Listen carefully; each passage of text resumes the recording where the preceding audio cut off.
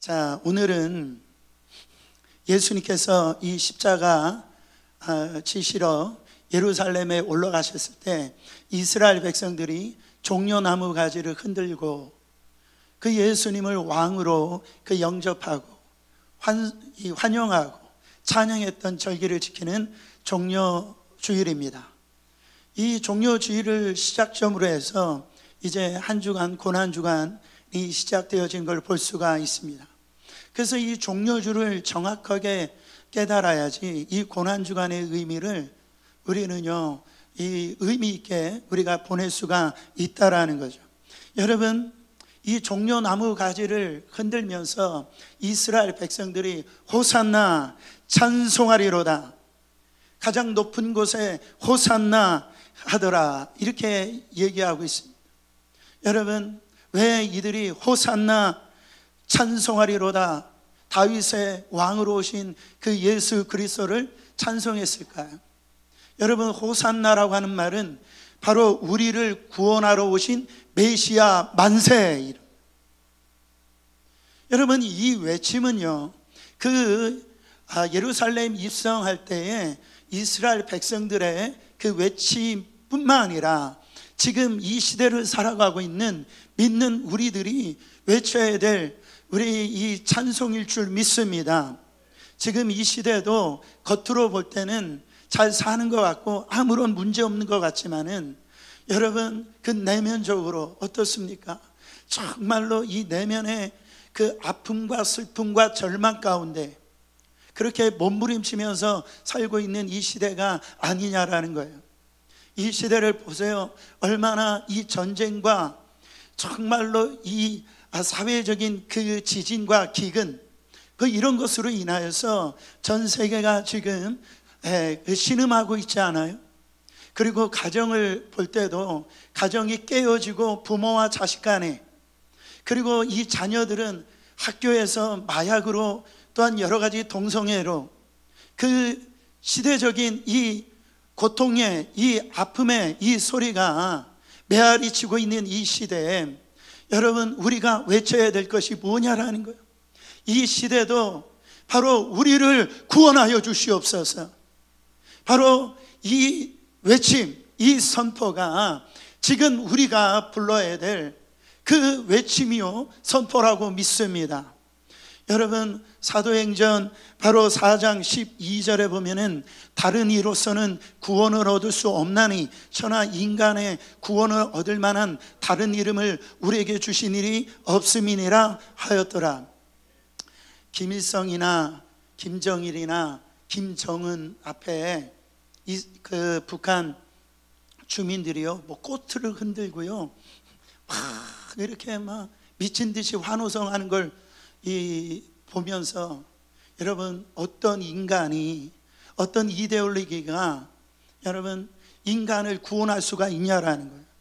천하에 우리의 모든 이 고통과 이 절망 속에서, 이 사망에서 구원할 수 있는 다른 이름을 주시지를 않았다라는 거예요. 오직 예수 그리스도만이 길이요 진리요 생명이고 우리의 영원한 구원자시요 우리의 영원한 메시아시요, 바로 우리가 환호성을 해야 되고 찬송을 해야 되고 여러분, 높여 부를 그 이름은 오직 예수 그리스도 한 분인 줄 믿으시기를 축원합니다. 그 주님을 영접하는 날이 바로 이 종려 주일이라는 거예요. 왜 그렇습니까? 예수 그리스도가 우리를 구원하시기 위해서, 바로 이 죄와 사망 권세로부터 구원하시기 위해서, 우리를 구출하시기 위해서 입성하신 날이기 때문에 마땅히 그분을 높여드려야 되고 찬송해야 되고 영접해야 될 줄 믿습니다. 예수 그리스도를 영접하는 시간 되시기를 축원합니다. 근데 이 예수님이 선포는 왕으로 이렇게 선포하는데 오늘 이 모습을 보면 그런 왕적인 모습으로 보이질 않는다라는 거죠. 여러분, 말 있잖아요, 말. 어떤 말을 좋아하시는지 모르겠어요. 한번 그림을, 저는 백마를 좋아합니다. 진짜 멋있게 생겼죠? 근데 제가 검색을 해보니까 이 백마보다 흑마 있죠, 흑마. 굉장히 멋있더라고요. 그런데 우리 예수님은요, 마귀 새끼 보여주세요. 초라하잖아요. 뭔가 볼품이 없잖아요. 예수님이 예루살렘 입성하시는데요, 백마도 아니고 흑마도 아니고 이 나귀 새끼를 타고 예루살렘에 입성하시더라는 거죠. 여러분, 제가 우리나라 대통령이 그 사우디아라비아에 국빈 방문할 때요, 그거를 제가 본 적이 있는데 여러분 대단하더라고요. 사우디아라비아가 부자 나라에서 그런지 모르는데 그 들어오는데 그 카페트를 갖다 붉은 카페트를 쫙 깔아놓고요, 그 옆에 이 낙타 부대가 그 호위를 하는데 어마어마하게 화려하더라고요. 대단하더라고요. 여러분 왜 그렇게 할까요? 자기 나라의 어떤 국력을 보여주는 거예요. 그래서 세상 나라들이 그 두려움을 갖게 해가지고선 우리나라가 이 정도로 대단한 나라다라는 것을 보여줌으로 말미암아 그 침략하지 못하도록 그렇게 하는 거죠. 예수님이 그 흰마, 백마, 그 흑마 이런 거 타오지 아니하시고요, 그렇지 않아요? 뭐 벤츠나 이런 거 타지 않으시고 어떻게 보면 지금 인나무를 이제 티코 타고 지금 예루살렘에 지금 들어오고 계시는 거예요. 만왕의 왕이시고 만주의 주 되신 우리 주님께서 왜 나귀 새끼 타시고 그렇게 예루살렘에 입성하고 있냐라는 거죠. 이것을 알 수 있는 키워드는 바로 5절 말씀에 보면은 겸손하여서라고 해요. 겸손하여서. 히브리어로 이 겸손하다라는 말은 이 아니라고 하는 단어를 쓰는데, 이 아니다라고 하는 단어는 이 비천하다, 바로 가난하게 되셨다, 그런 의미예요. 그러니까 예수님은 왕의 왕이시요 만주의 주 되신 이 분, 정말 힘이 있고 권세가 있으신 이 분이요, 왜 나귀 새끼를 타고 예루살렘 성에 입성했느냐? 바로 예수 그리스도는 겸손의 왕이시라는 거, 평화의 왕이심을 상징하고 있다라는 거죠. 여러분, 그리스도께서 왜 이 가난하고 비천한 모습으로 이 땅에 오셔가지고 그렇게 누가 보더라도 볼품없이 그렇게 보여지는 삶을 사셨는가? 바로 빌립보서 2장 6절부터 8절에는 이렇게 기록되어져 있습니다. 그는 근본 하나님의 본체이시나 하나님과 동등됨을 취할 것으로 여기지 아니하시고 오히려 자기를 비워 종의 형체를 가지사 사람들과 같이 되셨고 사람의 모양으로 나타나사 자기를 낮추시고 죽기까지 복종하셨으니 곧 십자가에 죽으심이라. 그 하나님 되신 그분이 하나님과 동등됨을 취하지 아니하시고요, 그렇게 비천한 인간의 몸으로 이 땅에 오신 것은 다른 게 아니라라는 거예요. 그 낮아질 수 있는 십자가의 죽음까지 그 비천하게 그렇게 살으신 목적은 바로 우리가 예수 그리스도 안에서 화평함을 누리고 바로 주님과 영원한 생명적인 교제를 나누로 말미암아 우리가 영생의 자녀로 만드시기 위해서 예수 그리스도께서 하나님의 동등됨을 취하지 아니하시고 겸손하게 비천하게 낮아지셔서 이 땅에 오셨다라고 말씀하고 있다라는 거죠. 여러분, 그러니까 예수님이 왕은 왕인데 사람들의 생각하는 왕이 아니다라고 하는 것을 정말로 이 성경 말씀에 이미 예언적으로 예언을 해놨다라는 거죠. 오늘 말씀에 보면은 바로 4절 5절에 보면은 이는 선지자로 하신 말씀을 이루려 하심이라. 이 선지자가 누구냐면 이 스가랴 선지자입니다. 예수님 오시기 전 520년 전에 활동했던 이 스가랴 선지자를 통해서 바로 왕이신 만왕의 왕이신 그 메시아가 바로 오셨을 때 어떻게 오실 것을 이미 예언을 해주셨다라는 거예요. 자, 스가랴서 9장 9절입니다. 시온에 따라 크게 기뻐할지어다. 예루살렘에 따라 즐거이 부를지어다. 보라, 내 왕이 내게 임하나니 그는 공의로우며 구원을 베풀며 겸손하여 나귀를 타나니 나귀의 작은 것 곧 나귀 새끼니라. 여러분, 정말 하나님의 이 말씀은요 반드시 이루어집니다. 예수님의 생애에서 허투루 행하신 일이 없어요. 다 예언된 말씀은 예수 그리스도를 통하여 성취되어졌고, 단 한 가지만 지금 성취되지 않았어요.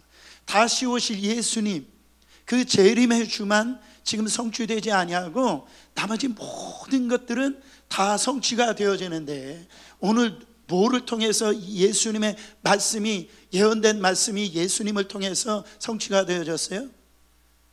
나귀 새끼를 통해서 예언된 말씀이 성취되어졌다라는 거예요. 여러분, 저는 이것을 보면서 저와 여러분을 향한 하나님의 아름다운, 우리를 이 땅에 부르신 그 목적, 하나님의 이 계획이 있다라는 것을 믿으시기를 축원합니다. 우리를 향한 놀라운 계획들이 있다라는 거예요. 나귀 새끼에게도 이 엄청난 하나님의 놀라운 계획이 있다고 한다면, 하물며 저와 여러분들에게 아름다운 하나님의 계획과 목표가, 목적이 있다라는 거죠. 자, 옆 사람에게, 우리 집사님에게, 권사님에게, 우리 성도님에게 하나님의 놀라운 계획이 있으십니다. 이렇게 인사해 보세요. 우리는요 겸손히 그 부르심 앞에 쓰임 받아야 됩니다. 여러분, 하나님께서 어떤 사람을 귀하게 사용하시느냐? 겸손한 사람을 귀하게 사용하시고, 어떤 사람을 하나님이 사용하시지 않느냐? 교만한 사람을 사용하시지 않아요. 하나님은 교만한 사람을 쓰시지 않아요. 여러분, 이 손가락, 이 5손가락 있잖아요.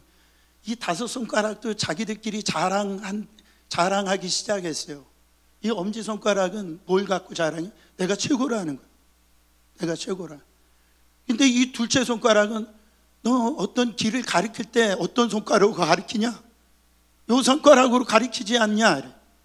근데 가운데 손가락이 내가 제일 크다는 거죠. 근데 그 다음에 옆에 있는 손가락, 너희들 결혼할 때 어디에다 반지껴? 가장 소중한 손가락이 다 반지끼잖아. 자랑하다 보니까 요 새끼손가락이 자기가 자랑할 걸 찾다 보니까 이렇게 얘기했대요. 너희들 나 없으면 병신이야. 여러분, 사람은 원래 이래요. 뭐 별거 아닌 것 같고요, 그게 자랑하려고 그러고, 그 조금 한 거 가지고 교만하려고 한 게 바로 우리의 이 사람들의 지금 모습이라는 거죠. 여러분, 교회에서 자랑하는 것처럼 그렇게 정말로 자랑은 교회에서 하는 게 아니에요. 세상에서 예수님을 자랑하셔요. 하나님은 교만한 자를 쓰시지 않는다라는 거예요. 교만이라는 게 뭡니까? 하나님의 자리에 내가 올라가는 게 교만이에요. 그래서 이 예수님은 그 주님의 주로 이 땅의 만왕의 왕, 만주의 주로 오셨는데요, 바로 그럼에도 불구하고 나귀 새끼를 타고 예루살렘에 입성하신 것은 바로 예수 그리스도는 겸손하시다. 여러분, 교만한 사람은 하나님께 사용될 수가 없어요. 제가 하나님께 부르심을 받고요, 저에게 하나님이 다루시는 건 뭐냐면 완전히 교만을 깨뜨리시더라고요. 그냥 고개를 조금만 들으려면 하나님이 눌러버렸어요. 그냥 박살내버리셨어요. 그게 처럼 무서운 게 교만이에요. 그러니까 교만은 넘어짐의 앞잡이라고 그랬어요. 패망의 선봉이라고 그랬어요. 그러니까 내가 넘어지고 실패한 인생 살려고 그러면 교만함이 돼요. 영적 전쟁에서 패배하려고 그러면 교만하면 돼요. 바로 교만은 우리를 죽이는 것이고, 바로 우리를 넘어지게 만드는 것이고, 영적으로 패배케 만드는 것이라는 거죠. 여러분, 사도 바울은 고백합니다. 12장 바로 10절 말씀 읽어보세요. 그러므로 내가 그리스도를 위하여 약한 것들과 능욕과 궁핍과 핍박과 곤란을 기뻐하노니 이는 내가 약할 그때 곧 강함이니라. 사도 바울처럼 교만할 만한 것들을 갖고 있는 사람은 없어요. 신약 성경 3분의 2를 갖다가 쓴 사람이 사도 바울이에요. 사도 바울을 그림자만 밟아도 병이 나버렸어요. 얼마나 똑똑한지 모릅니다. 당대 가말리아의 그 수제자예요. 그러니까 모든 철학 이런 사람들과 싸워서 따라가지 못할 정도로 굉장히 대단한 사람. 그때는 하나님의 역사가 일어나지 않았어요. 바로 스데반을 죽이는데 앞장섰던 사람이에요. 그러나 그가 정말로 복음을 전할 때 그는 이 오늘 말씀처럼 약하게 되어지고 능욕을 받고요, 고난을 받고 궁핍함을 받고 오해를 받고, 근데 그때 자기가 스스로 볼 때 너무너무 약할 그때 하나님의 능력이 나타나더라는 거죠. 자기를 내세울 때는 하나님의 능력이 나타나지 않는데요, 자기가 하나님 앞에서 정말 연약해질 때는 하나님만 바라보기 시작하더니 하나님의 역사가 자기를 통해서 나타나더라는 거예요. 하나님 앞에 놀랍게 쓰임받는 그런 종이 되어졌다라는 거죠. 여러분, 한번 가만히 생각해 보세요. 내 힘으로 한 게 어디 있습니까? 저도 지금 설교를 하는데 예수 이름으로 설교해요. 기도할 때도 예수 이름으로 기도합니다. 여러분, 우리가 예수 이름으로 사업을 해요. 여러분, 우리가 병고침을 받는 것도 예수의 이름으로 병고침을 받는다고요. 여러분의 가정 누가 주셨어요? 예수님이 주셨어요. 여러분의 사업 누가 주셨어요? 예수님이 주셨어요. 여러분의 가정은요, 예수님, 여러분의 재능, 건강 다 예수님이 주셨다고요. 여러분, 그 안에 우리가 자랑할 게 어디 있어요? 다 하나님이 주신 거 가지고 지금 우리가 지금 살아가고 있음을 믿으시기를 축원합니다. 여러분, 하나님이 이스라엘 왕으로 사울 왕을 선택하셨어요. 사울 왕은 처음에 겸손한 자였어요. 그러나 하나님 말씀에 불순종합니다. 그때 사무엘 선지자를 통하여서 사울 왕에게 보내면서 하신 말씀이 있어요. 바로 사무엘상 15장 26절입니다. 왕이 여호와의 말씀을 버렸으므로 여호와께서도 왕을 버려 이스라엘의 왕이 되지 못하였음이니이다. 여러분, 지금 더 이상 하나님께서 사울 왕을 쓰시지 않으신답니다. 이 말을 조금 더 강력하게 얘기하면 나 너 필요 없다, 이 말은. 나 너 더 이상 필요하지 않아. 가서 쉬어라. I don't need you. 여러분, 사실 이것처럼 무서운 저주가 어디 있습니까? 여러분, 이것이 사울에게는 사형 선고와 같은 말이었어요. 바로 우리가 주님의 택하심을 받아서 바로 주님 앞에 쓰임 받는다라는 것, 그것처럼 얼마나 큰 축복이고 그것처럼 얼마나 큰 영광이 어디 있냐라는 거죠. 사랑하는 성도 여러분, 오늘 이 땅에 살아갈 때 가장 큰 축복은 이런 말이라고 생각합니다. 너는 우리 집에서 꼭 필요한 사람이야. 우리 집사님은 우리 교회에서 없어서는 안 될 사람이야. 들어보셨어야 아멘을 하시죠. 여러분, 당신은 우리 회사에선 없어서는 안 되는 사람입니다. 여러분, 이것처럼 참 축복된 말이 어디 있습니까? 근데 이런 말 있죠. 너는 진짜 우리 집에선 있으면 안 되는 사람. 예? 정말 너는 쓸모없는 존재야. 여러분, 이것처럼 아픈 말이 어디 있습니까? 하더라도 왜 그런 말을 써요? 그렇죠? 여러분, 그래서 우리가 어떻게 어떤 공동체나 어디에서 필요한 대로 아주 귀하게 소중하게 쓰임받는 것처럼 축복된 말이 없다라는 거죠. 당신은 정말 필요한 사람입니다. 당신 때문에 우리 교회가 정말로 이렇게 아름답게 세워지는데 당신은 우리 교회에서 없어서는 안 됩니다. 회사는 당신이 먹여 살리고 있습니다. 여러분, 얼마나 축복된 말이에요. 그런데 여러분, 정말로 당신은 난 더 이상 필요 없어, 이렇게 된다라고 한다면 이것처럼 아픈 얘기가 어딨냐라는 그런 의미에서 그 옆 사람에게 당신은 정말 필요한 사람입니다, 이렇게 인사 한번 해보세요. 당신 참 소중한 분이다라는 거. 저의 입장에서 보면 여러분 한 분 한 분들이 너무너무 소중한 분들이에요. 우리 안에 소중하지 않은 사람 없습니다.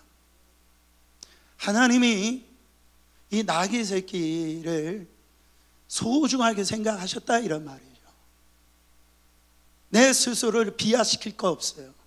다른 사람하고 비교해가지고 나를 열등감 속에 빠뜨리지 마시길 바랍니다. 그리고 그 비교함으로 내가 저 사람보다 조금 더 돈이 있다고, 더 지식이 있다고, 그런 어떤 그 잘난 부분으로 있어 교만하지 마시길 바랍니다. 여러분들은 하나님의 각자의 그 다양한 방법으로 소중한 분들이고 하나님께서 사용하실 분들이라는 거죠. 여러분 2절 3절에 보시면은 이르시되 너희는 맞은편 마을로 가라. 그리로 들어가면 곧 아직 아무도 타보지 않는 나귀 새끼가 매어 있는 것을 보리니 풀어 끌고 오라. 만일 누가 너희에게 왜 이렇게 하느냐 묻거든 주가 쓰시겠다 하라. 그리하면 즉시 이리로 보내리라 하시니. 지금 제자들을 보내면서 한 마을로 들어가면 나귀 새끼가 묶여 있을 텐데 그것을 풀어서 그 나귀 새끼를 데리고 오라고 제자들에게 보내시는 거예요. 그때 왜 이 나귀 새끼를 풀고 가지고 가냐라고 했을 때 주가 쓰신다라고 하라, 이렇게 얘기합니다. 여러분 이것을 통해서 바로 예수님이 지금까지 인자라고 표현을 하셨는데 이때 주님이라고 하는 단어를 씁니다. 그러니까 이것은 예수 그리스도의 어떤 전지성, 어떤 이 주권을 의미하는 거예요. 바로 하나님의 이 주권, 이 전지성을 가지고 지금 그 말씀에 의지하여서 나아갈 때 하나님의 역사는 그대로 이루어진다라는 거예요. 여러분 우리의 삶 속에 살아갈 때 나 홀로 삶을 살아가는 게 아닙니다. 하나님과 함께 사시는 거예요. 하나님과 함께 동행하시는 거예요. 여러분 하나님이 우리를 붙들고 계심을 여러분 꼭 믿으실 때는요 담대함이 생기는 거예요. 그 말씀 그대로 순종할 수 있는 그 역사가 나타난다는 거예요. 보세요, 이 주님이 선택하신 나귀 새끼를 좀 더 주목하기를 원합니다.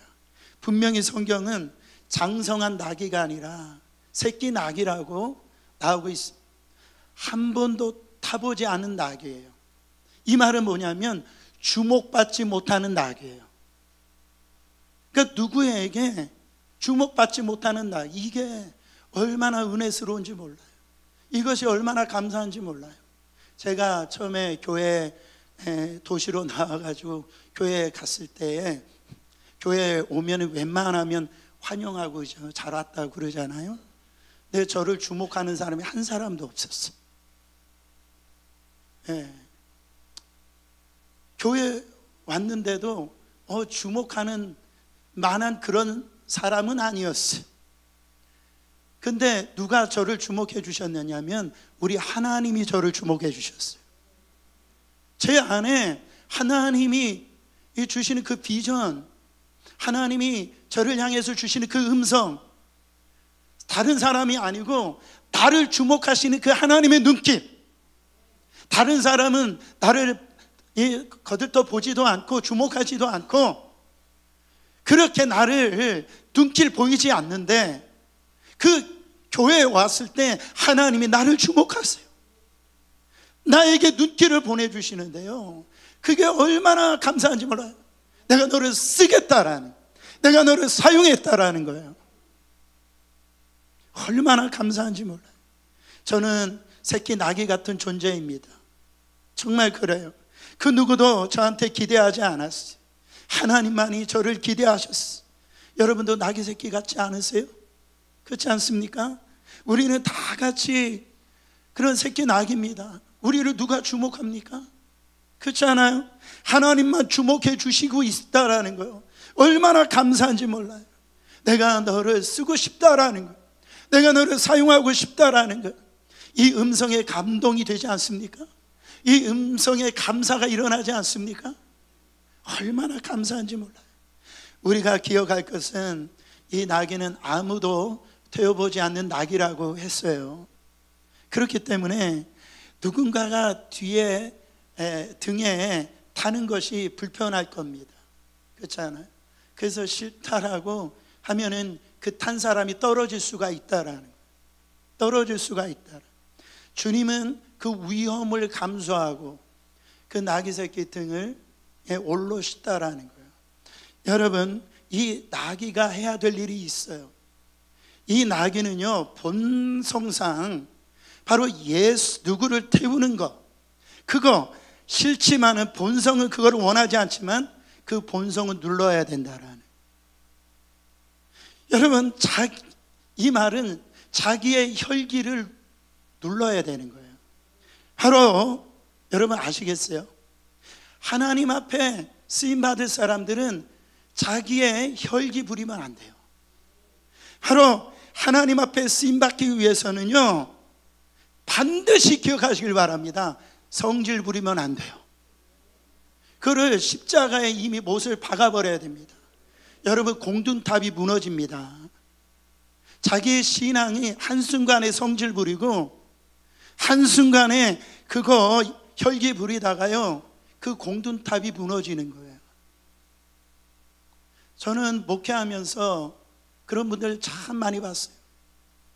정말 그런 재능도 많고 하나님이 주신 것들이 많은데요, 정말 그 혈기 부리다가 성질 부리다가 여러분 하나님 앞에 쓰임받지를 못하더라고요.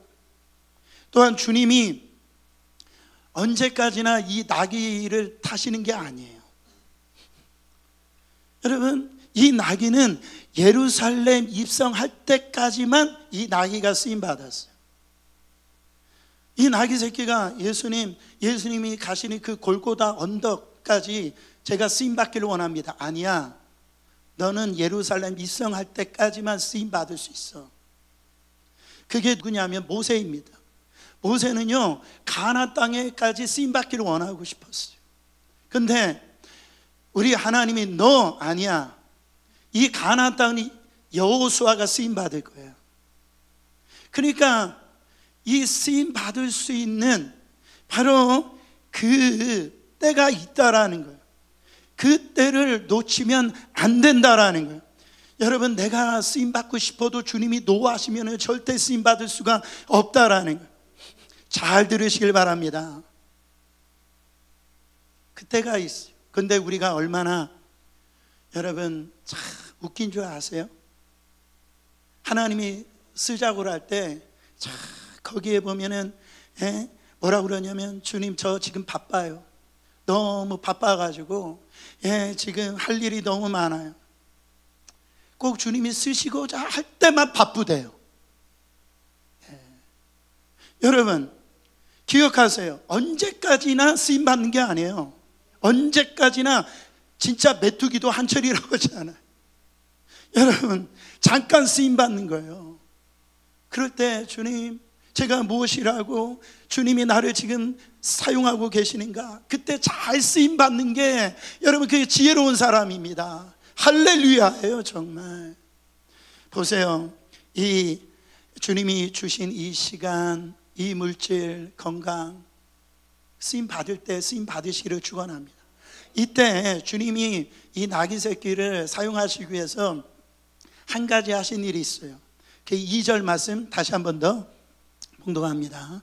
이르시되 너희는 맞은편 마을로 가라. 그리하면 곧 매인 나귀와 나귀 새끼가 함께 있는 것을 보리니 풀어 내게로 끌고 오라.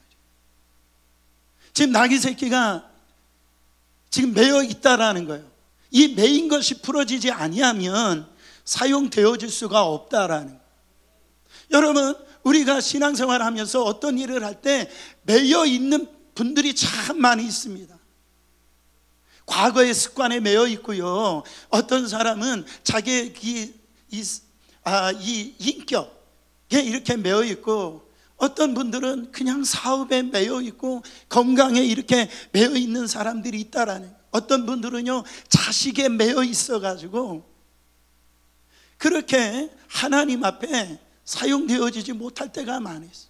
근데 우리 주님은 왜 이 땅에 오셨느냐? 주의 영이 바로 내게 임하였으니, 뭐라고 얘기하십니까? 이는 가난한 자에게 복음을 전파하게 하시고 내게 기름을 부으시고 나를 보내사 포로된 자에게 자유케 하시기 위해서.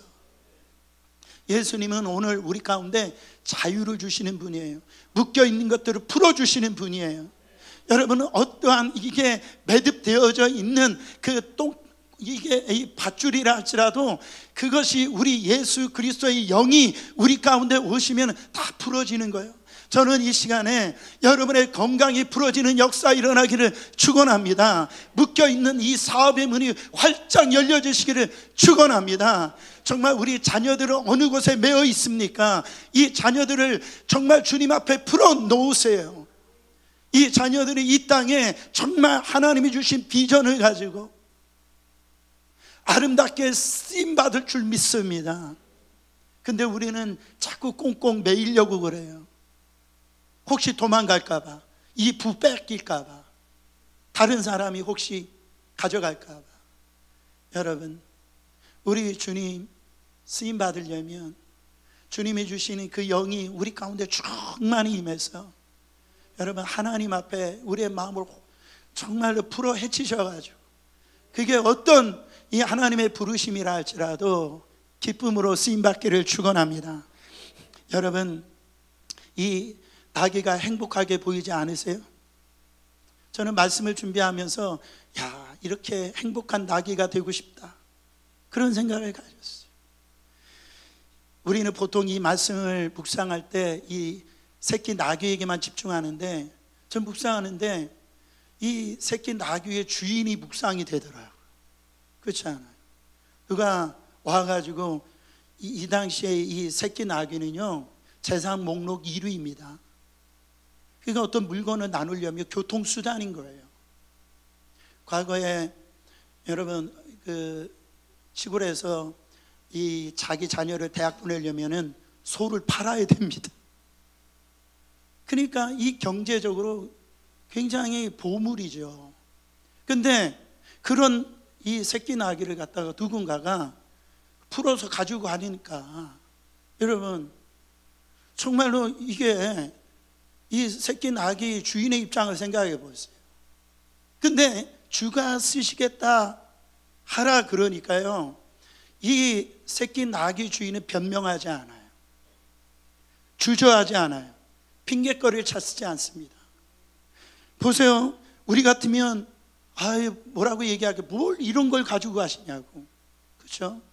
아직 어린 낙이라고, 아직 준비가 안 됐다라고, 아마 여러 가지로 이 이성적으로, 과학적으로, 상황적으로 아마 핑계거리를 많이 찾았을 거예요. 근데 이 새끼 나귀 주인은 그런 어떤 핑계거리를 찾지 않아요. 하나님의 말씀이 들려지는 그 순간 즉각적으로 순종하는 걸 볼 수가 있습니다. 사랑하는 성도 여러분, 몇 날 며칠 고민하다가 겨우 결심한 게 아닙니다. 여러분, 우리와 너무나 다르지 않아요? 우리는 하나님 앞에 정말 얼마나 인색합니까? 저는 그런 것 같아요. 이게 하나님의 뜻인 거를 우리가 알아요. 아는데요, 하루 기도하는 거 오케이, 괜찮아요. 이틀 기도하는 거 괜찮아요. 근데 하나님의 뜻인데도 불구하고 이걸 가지고 금식 기도하고 뭐 1년 지나고 주님 오실 날까지 그거 가지고 몸부림치고 있는 모습 너무나 답답한 거예요. 그렇지 않습니까? 모르면이야 그럴 수 있지만 하나님의 음성이 들리고 분명하게 하나님이 주신 말씀인데도 불구하고 우리는 너무 이 핑계거리를 찾는단 말이에요. 그래가지고 정말 하나님 앞에 쓰임받지 못하는 일들이 많이 있다라는 거예요. 저는 주님이 여러분 쓰신다라고 할 때 바로 이 아주 기쁨으로 그 순간에 여러분 고민하고 시험 들지 마시고요, 그 속에서 즉각 하나님 앞에 순종할 때 그게 행복한 나귀가 되어지는 거예요. 여러분, 제가 좋아하는 복음성가 가수 중에 이 조준모라고 하는 이 분이 있는데, 이분의 이 가사를 보면은요 굉장히 은혜스러워요. 찬양 수준도 너무나 높고, 그래서 제가 이걸 불러보려고 노력했지만 부를 수가 없어요. 그래가지고 가사만 읽어드리길 원합니다. 찬양의 제목이 행복한 낙이에요. 주님, 저는 그 행복한 낙이 되고 싶어요. 묶여있는 저를 풀어주세요. 세상의 욕심의 죄에 나 자신의 묶여있는 저를 풀어주세요. 그리고 주님을 섬기게 하세요. 주님을 등에 업고 살게 하세요. 그러면 세상은 나를 보지 않고 내 등에 업힌 주님을 보게 되겠죠. 여러분, 저는요 주님이 사용하신다라 불러놓고요 영광스럽게 사용하시지 않는 주님을 본 적이 없어요. 우리는 작은 것 드렸는데, 작은 것 순종했는데, 우리 하나님이 그 순종함에 영광스럽게 만드시더라요. 여러분, 이 나귀의 입장에서 한번 생각해 보세요. 이 나귀는요 그냥 외양간에 묶여 있다가 염을 먹고 살다가 그냥 무거운 짐 지고 그렇게 살 존재예요. 근데 이때 이 나귀 새끼는 자기 뜻이 아니었지만, 어떤 부분 자기 의도가 아니었지만 하나님의 그 어떤 이 말씀대로 그 나귀 새끼에게 들어왔을 때, 이 나귀는요 엄청난 영광스러운 나귀 역사상, 나귀의 가문 역사상 가장 존귀하게 쓰임받은 나귀가 됐잖아요. 지금 제가 설교하고 있잖아요. 여러분 생각을 해보세요. 제가 종종 많이 예화를 쓰는 이 작가 있잖아요. 일본의 미우라 아야코라고 하는 이 작가는 그 척추에 결핵균이 들어가지고 척추가 썩어져가는 이 척추 카리에스라고 하는 무서운 병에 걸렸어요. 그래서 그의 기도는 주여 나의 병을 고쳐주시옵소서, 이게 기도 제목이었는데요, 이 주님의 은혜가 임하고 나고 난 다음에 이분의 기도가 바뀌어졌어요. 전에는 주여 나를 고쳐주시옵소서, 이 기도가 주여 나를 써주시옵소서. 즉 병들어 있는데, 고통스러운데 아픈데 나를 고쳐달라는 기도가 아니고 나를 써주시옵소서라고 하는 기도가 되어지더라는. 사랑하는 성도 여러분, 그를 가장 역사적으로 위대한 작가가 될 뿐만 아니라 그 척추 카리에스라고 하는 병도 고침받은 줄 믿으시길 바랍니다. 여러분, 우리가 한 가지 중요한 사실 잊지 말아야 돼요. 우리가 내 건강, 내 물질, 내 가는 재능 내가 다 이렇게 주님을 위해서 안 쓰면 나를 위해서 다 쓸 수 있을 것 같죠? 여러분, 그렇지가 않다라는 거예요. 주님을 위해서 사용하지 아니하면 우리가 마귀에게 다 빼앗깁니다. 마귀가 사용할 수 있어요. 내 욕심대로 다 쓸 것 같아도 여러분, 정말 하나님이 나를 쓰지 아니하면 하나님을 위해서 쓸 수 있는 그 시간, 물질, 그 건강을 마귀가 다 빼앗아 간다라는. 정말 내일로 미루다가 오늘 지금이라는 가장 좋은 기회를 다 놓치는 그런 미련한 자 되지 마시길 바랍니다. 그래서 주가 쓰시겠다라고 여러분 이 말을 할 때 무슨 변명거리가 있겠어요? 천지 만물의 주인 되신 그분이 잠깐 우리에게 맡겨오는 거, 하나님께서 내가 너를 사용할 거야, 너를 쓸 거야, 그때 거기에 무슨 변명거리가 있겠냐 말이에요. 근데 성경에 보니까 변명하는 사람이 나와요. 그게 누구냐면 부자였어요. 부자. 누가복음 12장 19절 20절에 보면은 예수님께서 비유로 얘기하시는데, 이 부자가 풍성한 소출을 누립니다. 그래서 자기가 갖고 있는 곳간에 다 싸지 못해가지고 곳간을 더 넓히는 거예요. 그러면서 자기 스스로 와, 나는 만족스럽다 그러면서 여러 해 쓸건을 많이 쌓아뒀으니 평안히 먹고 마시자. 근데 성경 뭐라고 얘기합니까? 큰 소리로 읽어보세요. 어리석은 자여, 오늘 밤 내 영혼을 도로 찾을 것이니 그러면 네가 준비한 것이 누구 것이 되겠느냐? 저는 목회하면서요, 내가 사랑하고 소중하게 생각했던 분들이 어느 순간에 하나님이 불러가시는 거 많이 봤어요. 여러분, 예수 잘 믿는다라고 안 죽는 게 아닙니다. 그럴 때 이 하나님이 우리를 부르시는 것은 정말 우리 논리적으로 이성으로 해석이 안 되는데 부르시더라는 거예요. 그러면서 장례식 하면서 제가 생각하는 거 뭐냐면, 잘 살아야 되겠다. 두 번째, 예수 잘 믿어야 되겠다. 세 번째, 예수님께 잘 쓰임 받아야 되겠다. 그 생각이 들더라는 거예요. 여러분, 왜 하나님께서는 이 사람을 보고 어리석은 자라고 얘기합니까? 하나님이 안 주신 게 아니에요. 물질의 복을 주셨단 말이에요. 차고 넘치도록 주었다라는 거예요. 안 준 게 아니에요. 근데 그 주신 걸 가지고 하나님을 위해서 사용하지 않았다라는 거죠. 그래서 미련한 자라는 거죠. 안 주시고 안 썼다라면 할 말이나 있지. 근데 하나님이 물질 주시고 이렇게 건강도 주셨을 때에 그때 하나님 앞에 쓰임 받으면 얼마나 좋습니까?